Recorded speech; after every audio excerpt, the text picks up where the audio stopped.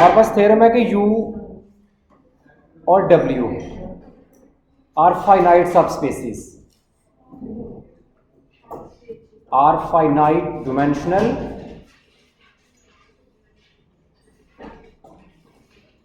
सबस्पेसिस।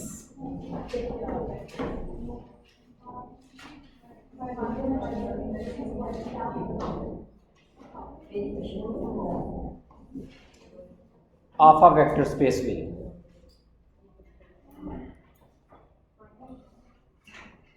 दो सब स्पेसीज हैं, दोनों की डिमेंशन फाइनाइट है। प्रूव आपने ये करना है कि dimension of U plus W, अगर दोनों को प्लस करें तो दोनों को प्लस करने से जो सब स्पेस बनेगी उसकी जो डिमेंशन होगी वो इक्वल होगी dimension of U plus dimension of W minus dimension of U intersection W। से किया तो ना हमने अभी तक, लीनियरली इंडिपेंडेंट प्रूफ नहीं था किया, ठीक है। अच्छा, इसमें क्योंकि आपके पास U की डिमेंशन फाइनाइट है तो मैं लेट कर लेता हूं,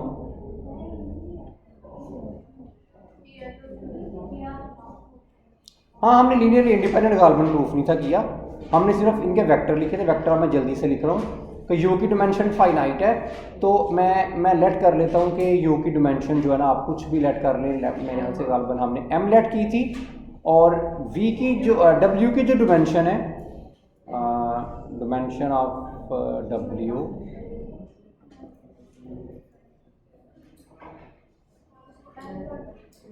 डिमेंशन ऑफ W जो है उसको हम लेट कर लेते हैं N, और dimension of U intersection W, अब चूंकि U की डिमेंशन भी फाइनाइट है, W की डिमेंशन भी फाइनाइट है, तो उनकी जो इंटरसेक्शन होगी वो भी फाइनाइट होगी, तो उसको मैं लेट कर लेता हूँ R। ये सारा कुछ मैंने लेट किया, इसलिए आपको इधर लिख देना चाहिए लेट, इधर भी लिख देना चाहिए लेट। अच्छा, अब dimension of U intersection W में R कह रहा हूँ, तो इसका मतलब है इसकी बेसिस में R वेक्टर्स आएंगे जो लीनियरली इंडिपेंडेंट भी होंगे और U इंटरसेक्शन W के किसी भी वेक्टर को स्पैन करेंगे, यानी कि उनके लीनियर कॉम्बिनेशन से U इंटरसेक्शन W का कोई भी वेक्टर बनाया जा सकता है। वो R वेक्टर क्या लेट करते हैं, वो लेट कर लेते हैं V1 V2 V3 and so on VR। ये है बेसिस किसकी, basis of U intersection W। अच्छा, अब V की बेसिस मैंने लिखनी है, तो सॉरी U की बेसिस मैंने लिखनी है, तो U की बेसिस के लिए मुझे M वेक्टर चाहिए। अब ये M vector definitely U intersection W से ज़्यादा होंगे, तो इंटरसेक्शन में हमेशा आंसर जो आता है वो छोटा आता है। तो हम क्या करेंगे, हम इसमें V1 V2 and so on VR, ये वेक्टर तो वही लेंगे। मुझे चाहिए कितने टोटल M, तो R मैंने कहा R तो वेक्टर जो है वो U इंटरसेक्शन W से ही उठा लेता हूँ, क्योंकि U इंटरसेक्शन W में है तो U में ज़रूर होंगे। ऐसा नहीं हो सकता कि U में ना हो और इंटरसेक्शन में चले गए हों, ऐसा पॉसिबल नहीं है। तो R वेक्टर तो मैंने वही ले लिए, और बाकी मेरे पास U1 U2 and so on UM minus R, ये मैंने और ले लिए। ये किसकी बेसिस हो गई, ये बेसिस हो गई बेसिस ऑफ U। अच्छा, उसके बाद W जो है, ये भी चूंकि U इंटरसेक्शन W के एलिमेंट्स इसमें भी होंगे, तो मैं क्या करूँगा कि मैं इसमें भी V1 V2 and so on VR तक तो वही लिखूँगा, और W1 W2 किधर तक लिखने पड़ेंगे, WN minus R, total N चाहिए ना, R तो ऑलरेडी लिख चुके हैं, N माइनस R मुझे और ऐड करने पड़ेंगे। ये बेसिस किसकी होंगी, W की। अच्छा, एक बात है इसमें, अगर तो U इंटरसेक्शन W सब स्पेस ना होती तो मैं ये वाले वेक्टर इसमें नहीं था ऐड कर सकता, क्योंकि दो सब स्पेसिस की इंटरसेक्शन भी सब स्पेस होती है, U इंटरसेक्शन W एक तो U से छोटा है, इसके अलावा सब स्पेस भी है, यानी कि एक वेक्टर स्पेस है, इसलिए इसके अंदर इसकी बेसिस में जो वेक्टर आ रहे हैं जाहिर बात है कि लीनियरली इंडिपेंडेंट होंगे, और इसके अंदर भी तो मैंने लीनियरली इंडिपेंडेंट वेक्टर ही शामिल करने हैं। तो इसलिए मैं कहता हूं कि बजाय कि नए वेक्टर सोचने की बजाय कि आप m वेक्टर सोच के लिखो, r वेक्टर तो आपके पास पहले से ही मौजूद हैं, वो तो ऐसे लिख दो, बाकी जो कम रह गए हैं वो बस आप थोड़ा सा सोच लो, वो हम एक्स्ट्रा u1 से लेके um माइनस r तक ऐड करते हैं। ओके, अब मैं एक सेट बनाता हूं, सेट B, ठीक है। सेट B कैसे बनाते हैं, इसमें मैं v1 भी लिखता हूं, v2 and so on vr, इसमें मैं लिखता हूं u1 u2 and so on um minus r, और इसमें मैं लिखता हूं w1 w2 wn minus r। यानी कि मैंने ये जो ऊपर जो जितने सेट्स लिखे हैं उन सभी का मैंने यूनियन कर लिया है, सभी को मैंने इकट्ठा करके मैंने सेट B बना लिया। हमने कहा भाई एक बात ऑब्जर्व करो, B के अंदर वेक्टर कितने हैं, इधर से लेके इधर तक तादाद कितनी है r, इधर से लेके इधर तक तादाद कितनी है m माइनस r, और एंड पे तादाद कितनी है n माइनस r, r से कट गया, हमने कहा टोटल कितने हैं m plus n minus r। मैंने कहा कभी ये बेसिस बना देना u प्लस w के लिए तो हमारा थ्योरम सॉल्व हो सकता है। अभी सिर्फ मैंने सेट B जो है ये मैंने अभी फर्जी सा बनाया, मुझे अभी तक इसका कोई फ़ायदा नहीं है, अगर ये बेसिस बनाएगा तो ही हम सेट B हमारे लिए यूज़फुल होगा। तो हम कहते हैं किसी तरह से ये u प्लस w के लिए बेसिस बना दे तो मेरा थ्योरम भी प्रूफ हो सकता है। तो u प्लस w के लिए बेसिस बनाएगा तभी अगर ये लीनियरली इंडिपेंडेंट होगा। तो मैंने कहा इनका एक लीनियर कॉम्बिनेशन लिखते हैं, a1 v1 plus a2 v2 and so on ar vr plus b1 u1, मैं एंड सो ऑन मैं डायरेक्टली लिख रहा हूँ, अंदर क्या लिखने हैं पता ही हमें, ये वाले आने हैं bm minus r um minus r plus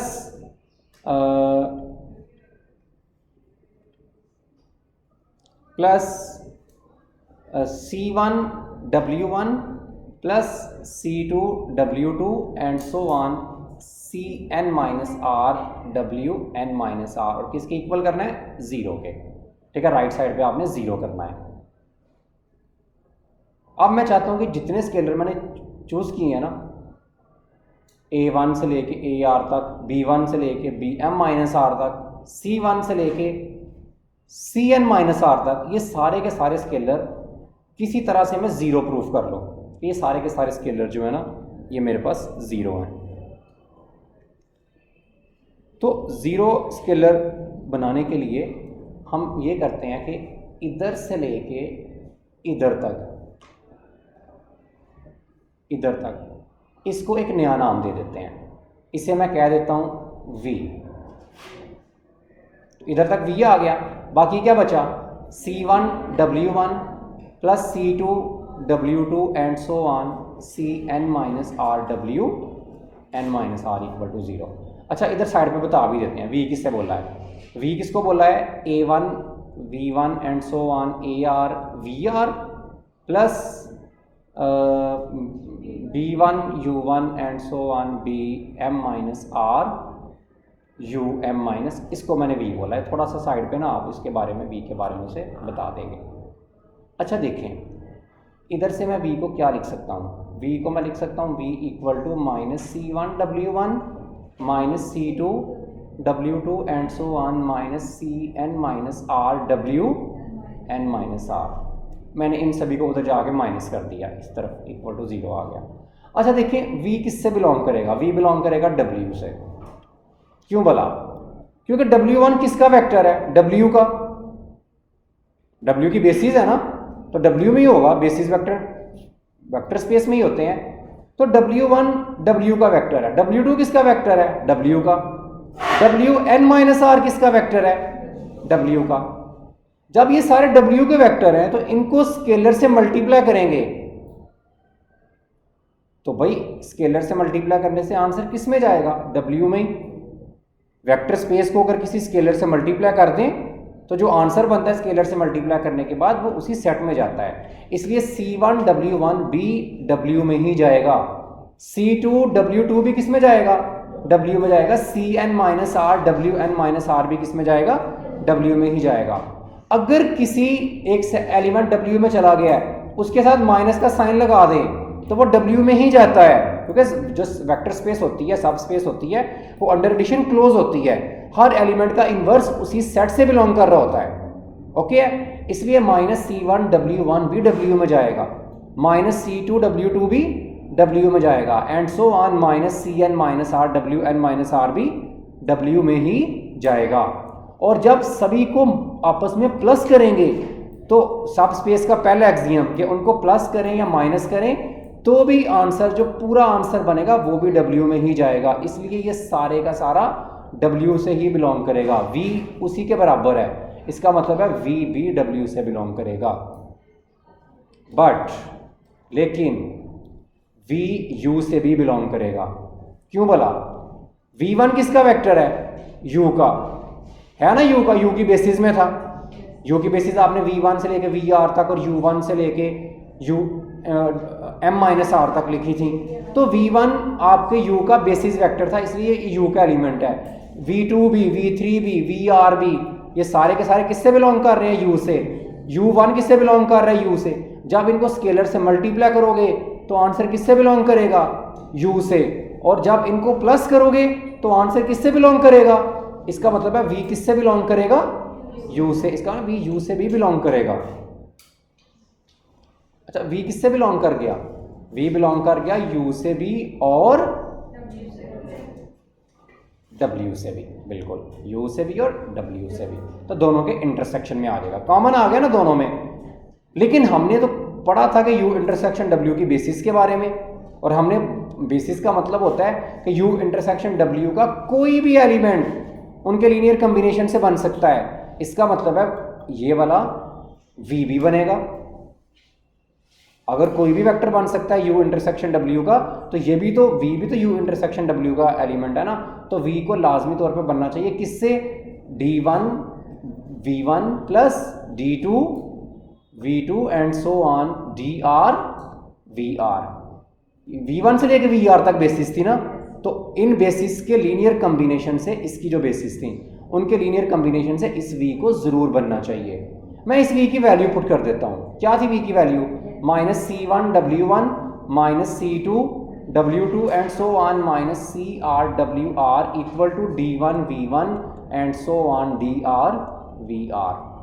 okay भाई, अब आखिरी स्टेप है मेरे पास। हम इस W को उठा के इस तरफ ले आते हैं, तो मेरे पास आ जाएगा D1 V1 and so on DR VR plus C1 W1 plus C2 W2 and so on CR WR equal to 0। इसका मतलब है D1 भी 0 होगा, D2 भी 0 होगा एंड सो ऑन DR भी 0 होगा, C1 भी 0 होगा, C2 भी 0 होगा एंड सो ऑन मेरे पास CR भी क्या होगा? 0 होगा। तो मेरे पास काफ़ी सारे स्केलर 0। क्यों 0 होंगे? क्या वजह है भाई? इनकी इस लाइन को देखो, आखिरी जो लाइन मैंने लिखी है ये वाली, इस लाइन को ऑब्जर्व करो। ये V1 से लेके VR तक, W1 से लेके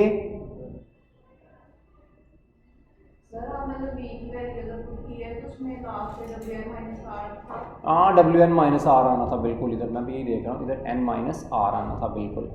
इसको सही कर लें, ठीक है ना। जिसका ध्यान है बस उसी, मुझे आपके बोलने से 1 सेकंड या कुछ मिली सेकेंड्स पहले मुझे भी हुआ कि ये N माइनस आर क्यों नहीं है, लेकिन इससे पहले आपने बता दिया इधर N माइनस आर, जब उसको V की वैल्यू पुट करने से जब हमने ये इधर लिखा है। ओके, तो ये देखें V1 से लेके VR तक और W1 से लेकर WN माइनस आर तक, ये कुछ वेक्टर्स हैं। और ये कौन से वेक्टर हैं? ये W की बेसिस हैं, ऐसा ही नहीं है? W की बेसिस क्या थी? V1 से लेकर VR तक और W1 से लेकर WN माइनस आर तक। तो बेसिस को क्या होना चाहिए? लीनियरली इंडिपेंडेंट होना चाहिए ना। तो जब लीनियरली इंडिपेंडेंट, इसके साथ आने वाले स्केलर 0 होने चाहिए, तो मैंने वो 0 ही तो लिखे हैं, ठीक है। मैं ऊपर से आपको दिखाता हूँ, इधर हमने इनको बेसिस लिखा था।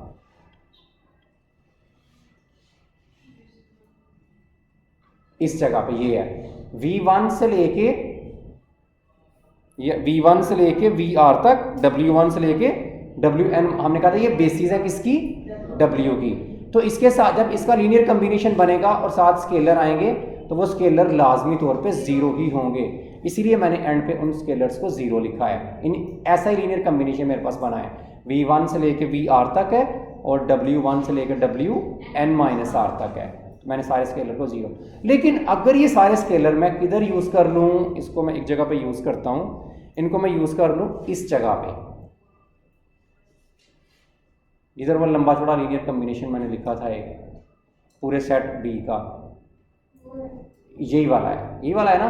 अगर मैं इसमें ये C1 ये ज़ीरो प्रूव है ना, C1 0, C2 0, ये सारे ज़ीरो हो गए, तो इनको ख़त्म कर दें, इनको तो लिखने का फ़ायदा कोई नहीं है, तो ज़ीरो हो गए और इक्वल टू ज़ीरो है, राइट। मैं इधर लिख देता हूँ समझने के लिए। बाकी आपके पास क्या बचे, A1 V1 plus A2 V2, AR VR B1 U1, लेकिन ये किसकी बेसिस हैं, ठीक है। जो बाकी बचे हैं A1 से लेके AR VR तक, B1 से लेके BM-R UM-R equal to zero, ये सारी U की बेसिस नहीं है, इसका मतलब है इसके साथ आने वाले स्केलर भी ज़ीरो होने चाहिए।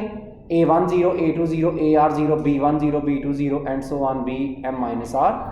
तो जितने स्केलर आपने ज़ीरो किए थे आपने फाइनली उन सभी स्केलर को ज़ीरो प्रूफ कर दिया। तो हम कहेंगे ये जो वेक्टर आपने लिखा था ना, ये B वाला, ये आपका लीनियरली इंडिपेंडेंट है। ओके, अब दूसरी चीज़ आ गई स्पैनिंग सेट। ये U इंटरसेक्शन W को स्पैन भी करे, वो तो बहुत ईजी है। देखें U को कैसे लिखा जा सकता है, A1 V1 and so on AR VR plus B1 W, sorry W तो नहीं, U थी इसकी basis, B1 U1 and so on BM-R UM-R। U का कोई भी वेक्टर सारी बात है U की बेसिस के लीनियर कम्बिनेशन से बनना चाहिए। और W कैसे लिखा जा सकता है, C1 V1 plus C2 V2 and so on CR VR plus D1 W1 and so on WN-R DN-R WN-R, दोनों को प्लस कर लो तो U प्लस W देखें कैसे बन रहा है, इसमें से V1 कॉमन आ जाएगा, बाकी बचेगा A1 प्लस C1 और साथ आ गया V1 and so on, and वाला कॉमन निकालते हैं R वाला, तो AR प्लस CR VR और प्लस ये सारे लहदा आएंगे, B1 U1 वाले लहदा आएंगे, BM-R UM-R और प्लस ये D वाले सारे जो है D1 W1 and so on. तो देखें वही जो था ना आपके पास, वही जो सेट था आपके पास B वाला जो हमने लिखा था, ये वही है सारे, उनके लीनियर कम्बिनेशन से U प्लस W का कोई भी वेक्टर हम बना पा रहे हैं। इसका मतलब है वो सेट B जो है वो U प्लस W को स्पैन भी कर रहा है, सो लीनियरली इंडिपेंडेंट भी है, U प्लस W को स्पैन भी कर रहा है। इसका मतलब है dimension of U plus W जो है वो कितनी होगी, M plus N minus R। M किसकी डिमेंशन है, U की, इसकी जगह डिमेंशन ऑफ U लिखते हैं। N किसकी डिमेंशन है, W की। R किसकी डिमेंशन है, U इंटरसेक्शन W की। सभी की वैल्यू पुट करोगे तो आपके पास रिजल्ट निकल आया। अच्छा, इधर एक क्वेश्चन आपके माइंड में शायद आएगा तो नहीं वैसे, लेकिन शायद अगर आप जाके कुछ करो तो मे भी किसी के माइंड में ये क्वेश्चन आए कि एक सेट को क्लेम किया है B को और कुछ प्रोसेस करके उसको लीनियरली इंडिपेंडेंट प्रूफ करके और उसको स्पैनिंग सेट प्रूफ करके बेसिस प्रूफ करवा दिया है, तो क्यों ना एक और सेट बनाया जाए, ठीक है, क्यों ना एक और सेट बनाया जाए, सेट B, जिसमें वेक्टर कुछ कम ले लिए जाएं, M plus N minus R ना लिए जाएं, तो उसको भी कोशिश करके बेसिस प्रूफ करवा लिया जाए, तो फिर तो रिजल्ट प्रूफ नहीं होगा। तो भाई ऐसा पॉसिबल नहीं है। हमने एक रिजल्ट प्रूफ किया था कि एक वेक्टर स्पेस की जो बेसिस होती हैं उसमें नंबर ऑफ एलिमेंट्स बराबर होते हैं। आपने प्रूफ कर दिया है कि U प्लस W स्पैन भी हो रहा है, लीनियरली इंडिपेंडेंट भी है, वेक्टर आ रहे हैं M plus N minus R। आप जो मर्जी कर लो, आप कोई ऐसी बेसिस बना ही नहीं सकते, ऐसे वेक्टर आप ले ही नहीं सकते तो U प्लस W को स्पैन भी करें और लीनियरली इंडिपेंडेंट भी हों और उनकी तादाद M plus N minus R ना हो। आप सेट और तरह से लिख सकते हो, लिखने के तरीके बेशुमार आपको मिल सकते हैं, लेकिन तादाद जो आपको मिलेगी वो m plus n minus r ही मिलेगी। जैसा कि मैं आपको हिंट भी देता हूँ, आप जाकर ट्राई करना, आप में से अगर इसी से हो पाए तो आप ये ज़रूर ट्राई करना कि आप u इंटरसेक्शन w की जो बेसिस है ना वो लेना v1 से लेके vr तक।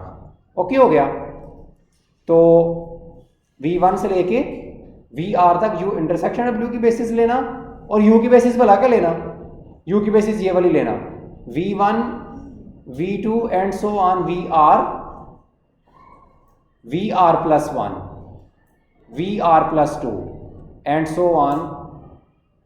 v नहीं लिखो, u लिख लो, v लिख लो बेशक, v m।